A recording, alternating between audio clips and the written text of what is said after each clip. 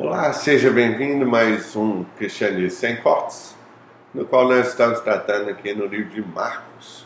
E o texto de hoje se encontra em Marcos, capítulo 4, verso 21 até o verso número 29. Acompanhe com fé a leitura das Sagradas Escrituras. Marcos, capítulo 4, 21 até 29. A parábola da candeia. Também lhes disse: bem porventura a candeia para ser posta debaixo do alqueire ou da cama não vem antes para ser colocada no velador? Pois nada está oculto senão para ser manifesto, e nada se faz escondido senão para ser revelado. Se alguém tem ouvidos para ouvir, ouça. Então lhes disse: atentai no que ouvis, com medida com que tiverdes medido, vos medirão também, e ainda se vos acrescentará. Pois ao que tem se lhe dará, e ao que não tem, até o que tem será tirado. A parábola da semente. Disse ainda: o reino de Deus é assim, como se um homem lançasse a semente na terra, depois dormisse e se levantasse, e de noite e de dia a semente germinasse e crescesse, não sabendo ele como. A terra por si mesma frutifica, primeiro a erva, depois a espiga, por fim o grão cheio na espiga. E quando o fruto já está maduro, logo se lhe mete a foice, porque é chegada a ceifa. Hoje nós vamos tratar a respeito de um outro ponto da reforma, o chamado sola fide, somente a fé. Lembrando que o texto aqui de Marcos, os primeiros capítulos de Marcos, eles alinham com os pontos centrais que a gente tem dentro da reforma aí. Sola Escritura, Solus Christus, Sola Gratia, agora Sola Fide, que é o Sola Fé. Somente a Escritura é a palavra de Deus, a única palavra verdadeira de Deus, autoritária para a vida de todos nós. Somente em Jesus Cristo nós somos salvos e não é em nenhuma outra fonte de salvação. É exclusivamente em Cristo. A salvação vem somente pela graça de Deus, é um ato gratuito de Deus para pessoas que não merecem ser salvas. E isso ocorre mediante a fé, que é o que nós vamos começar a tratar hoje e alguns textos mais para frente, nos próximos Cristianismos Sem Cortes. Certo? Sola fide, somente a fé, é o que nos traz isso. Nossa salvação vai ocorrer em Cristo pela fé. E a fé é um dom de Deus. Então, mais uma vez, a salvação ela vem exclusivamente por Deus e não por força nossa mesmo. O texto de hoje vai trazer para nós dois ensinos, da primeira parte aí da parábola da candeia e a segunda parte da parábola da semente, dois grandes ensinos que a gente pode tratar aqui. O primeiro vai falar para nós que somente a fé nos faz proclamarmos a mensagem do reino. Somente a fé nos faz proclamarmos a mensagem do reino. E o segundo fala que somente a fé nos faz confiarmos na provisão de Deus. Somente a fé nos faz confiar na provisão de Deus. Então vamos nos debruçar sobre o texto e aprender mais dele aqui. O texto vem logo depois que Jesus conta a parábola do semeador. Se os irmãos bem lembram, tem até o Cristianismo Sem Cortes anterior, você pode assistir para ver exatamente o que ele estava falando a respeito na parábola do semeador. O semeador saiu a semear e foi jogando a semente. Uma semente caiu à beira do caminho, uma semente caiu no meio das pedras, uma no espinho e uma em bom solo. E a de bom solo frutificou e as outras foram morrendo. E cada um desses solos significa uma coisa específica, um coração diferente. Aquele que a fé e a mensagem chega e já vai sendo levada embora. Aquele que começa a crescer um pouquinho a mensagem de fé, só que aí vem as dificuldades do mundo e ele abandona. Outra que vai desenvolvendo, parece ser desenvolvido, mas aí o mundo brilha demais, as coisas do mundo, os desejos do mundo. E aí ele abandona a fé e, de fato, a boa terra, onde uma vez que a semente cai no bom solo, ela germina, ela cresce, ela espalha e ela dá grandes frutos. Aqui qual seria a continuação. Por isso, no verso 21, Jesus continua falando assim, ó, também lhes disse isso. E essa mesma parábola é contada lá em Lucas capítulo 8, verso 16 até o verso número 18. Então ele continua dando as informações para os discípulos aqui, ensinando a respeito disso. E nós vimos no Cristianismo Sem Cortes anteriores que era mais sobre a graça, mas tudo que a gente recebe de Deus é um ato de graça. Então, se recebemos a fé é um ato de graça também. Então, todas essas doutrinas da reforma, sola gratia, sola Christus, sola fide, sola escritura e sola Deo glória, todas elas se alinham, não tem como a gente ir separando. A gente separa vai ficar um pouco mais didático na hora da explicação, mas elas são intercambiáveis entre si, certo? Então, nós olhamos aqui, ó, somente a fé nos faz proclamarmos a mensagem de Deus. Uma das coisas que a gente percebe é que a mensagem ela não pode ser escondida. O reino de Deus ele tem que ser revelado, ele tem que ser exposto, ele tem que ser divulgado.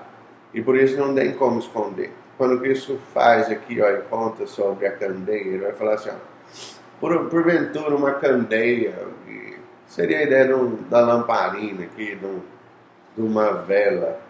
Você acende aquilo para esconder ela debaixo da cama?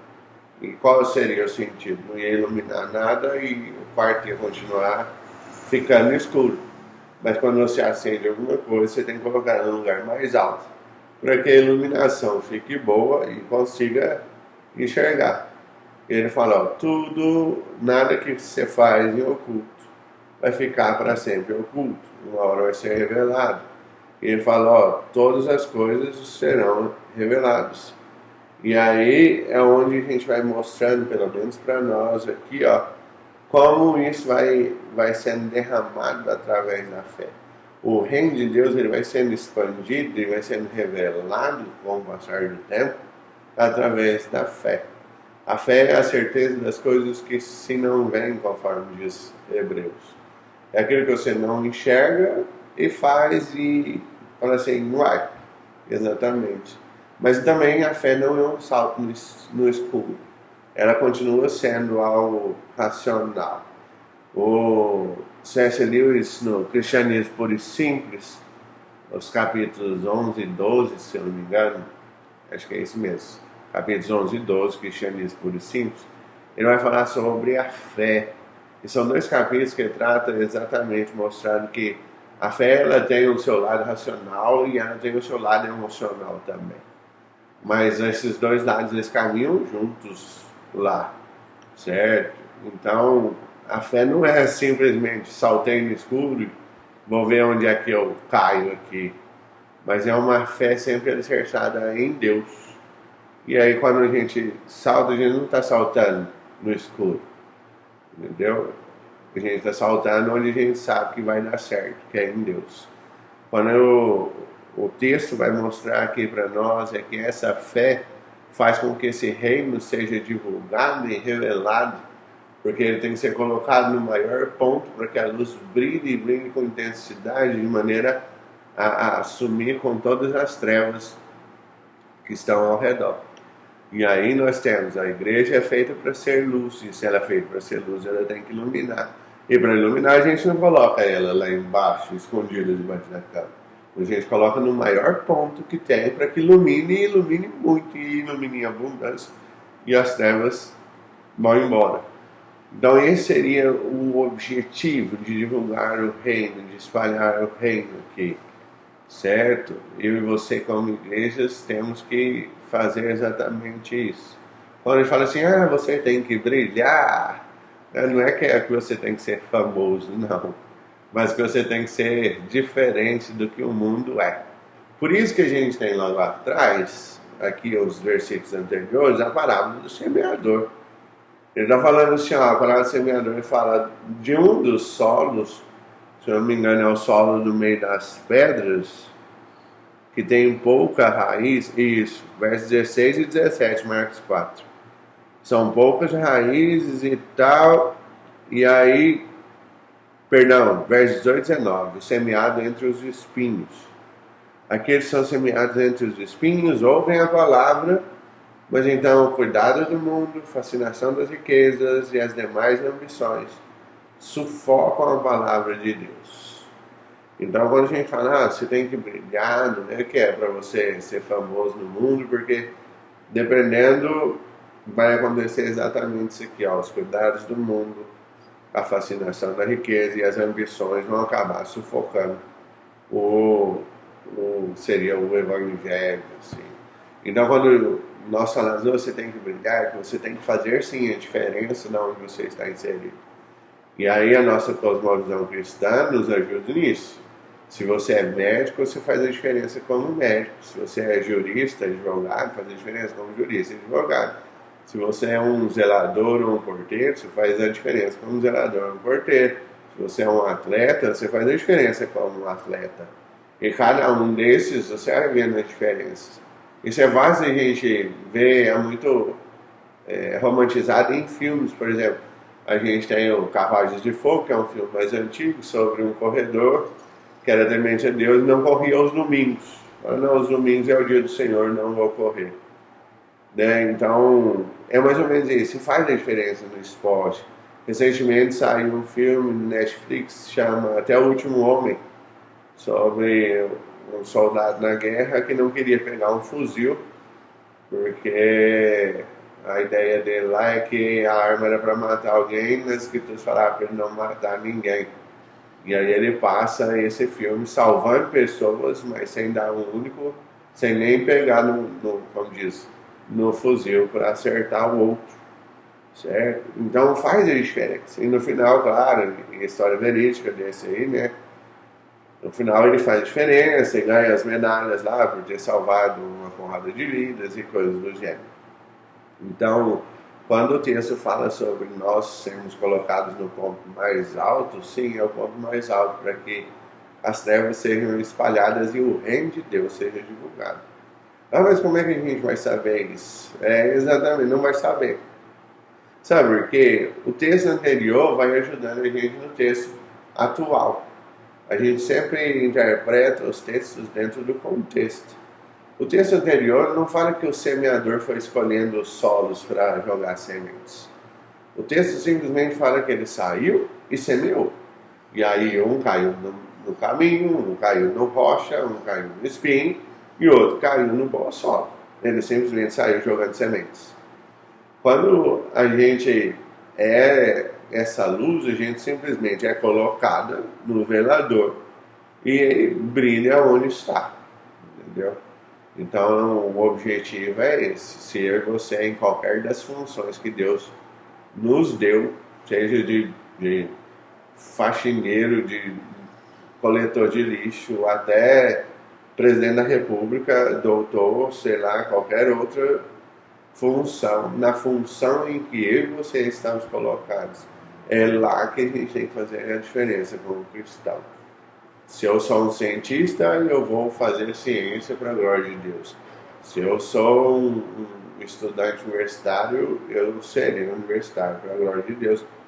Dentro do âmbito em que eu estou inserido, seja qual faculdade for, seja em qualquer lugar, qualquer tipo de trabalho, até no trabalho mais difícil. Eu sou chamado como cristão a fazer a diferença, a ser cristão de verdade. E esse é o primeiro ensinamento a respeito da parábola da candeia que o texto nos traz. O segundo ensinamento vai mostrar para nós que é somente pela fé que a gente confia na provisão de Deus. Então, o primeiro ensinamento é somente a fé nos faz proclamar a mensagem do reino de Deus. A gente não sabe onde isso vai cair, onde essa semente vai cair, onde isso vai frutificar. A gente simplesmente proclama na fé de que Deus vai fazer as coisas acontecerem. E é exatamente o texto posterior vai mostrar isso para a gente. Porque é somente a fé que nos faz confiar na provisão do próprio Deus. E a provisão aqui, o ato de prover, significa que Deus não vai deixar faltar as coisas. Significa que Deus vai fazer as coisas acontecer. Independente de mim, independente de você, independente da nossa fidelidade, independente de qualquer outra dessas coisas. Claro que nós não vamos entrar aqui na graça barata, onde eu não preciso ser fiel porque Deus é fiel. Isso é verdade. Deus é fiel independente de você. Mas, como diz Paulo, em Romanos, você também não. Se morreu para o pecado, você não vai viver para o pecado. Então, quem já cogita isso aí, porque Deus é fiel e não precisa ser, já está errado já na sua própria cogitação mental. Então, texto, verso 26 até o verso número 29, Marcos 4. Disse ainda, o reino de Deus é assim, como se um homem lançasse a semente na terra, então depois ele dormisse, se levantasse de noite e de dia, e a semente cresce, germina, cresce, e ele não sabe como isso acontece, mas acontece. Então a terra por si mesma frutifica, primeiro ela vira erva, depois a espiga, e por fim o grão no cheio da espiga. E quando o fruto já está maduro, logo então mete a foice, porque é chegada a ceifa. O segundo ensinamento vai nos mostrar que Deus provê as coisas. O crescimento do reino vem de Deus. Por isso que é sola fide. A gente não sabe onde está plantando, a gente não sabe onde a mensagem está chegando. A gente simplesmente divulga a mensagem da fé, de que o próprio Deus vai fazer as coisas acontecerem. O semeador simplesmente sai a semear, sem olhar para a terra, aqui no caso. E essa semente vai cair nos 4 solos. E um dos solos vai ser frutífero ao ponto de dar frutos a grandes proporções. Certo? Então, quando Deus fala que Ele vai prover as coisas, que a provisão chega, é exatamente isso que Ele está falando. O reino de Deus ele vai se expandir. E vai se expandir de uma forma que não importa a gente, simplesmente vai acontecer. E olha o que ele diz aqui, no verso 26, que se fala assim, o reino de Deus é como se fosse assim, como se fosse um homem que lançou a semente, e pronto, e aí ele dormiu e essa semente germina por si só, assim, não é o homem que vai lá e fala, mata a semente, fala, cresce semente, cresce semente. Não, a semente germina por si só, a semente cresce por si só. A semente vira a espiga e vira o grão. E aí o homem colhe. E olha a graça aí de novo. Se tudo o que nós recebemos é dom de Deus ou vem de Deus para nós, isso é graça. Então o reino de Deus é a graça de Deus para os pecadores.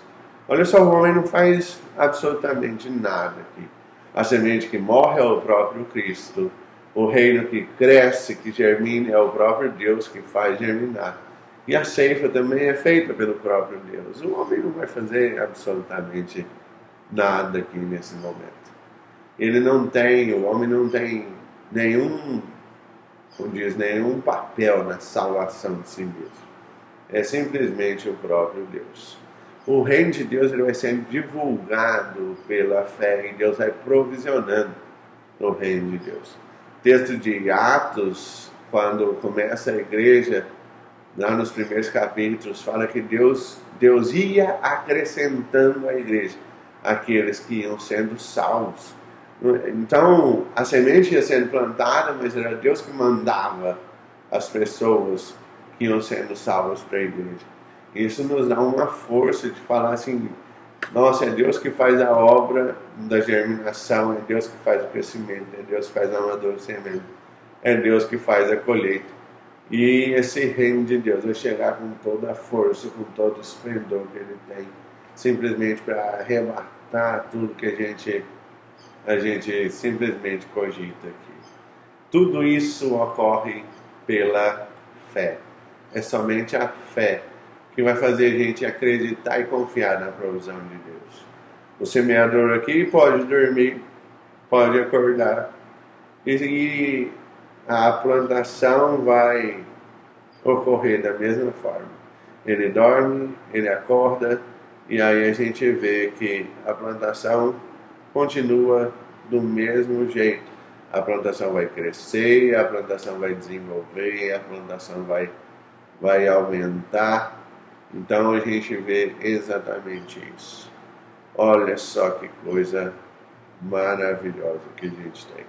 O reino de Deus vai chegar e vai chegar numa força extremamente grande e vai chegar com todo o seu esplendor para levar a sua igreja de volta para ele.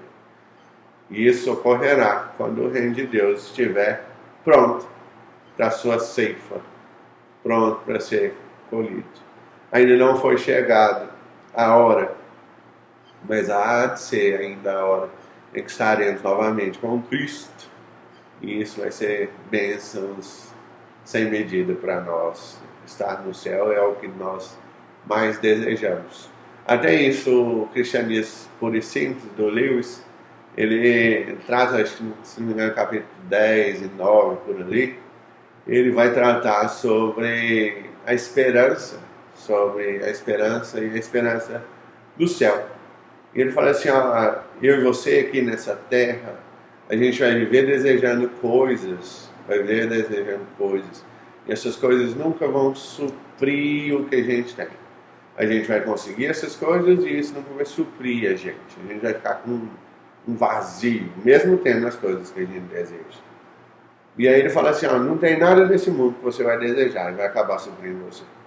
E a conclusão que o C.S. Lewis chega no Cristianismo Puro e Simples é que se nada nesse mundo supre a minha necessidade, então a questão lógica que fica é que eu não pertenço a esse mundo.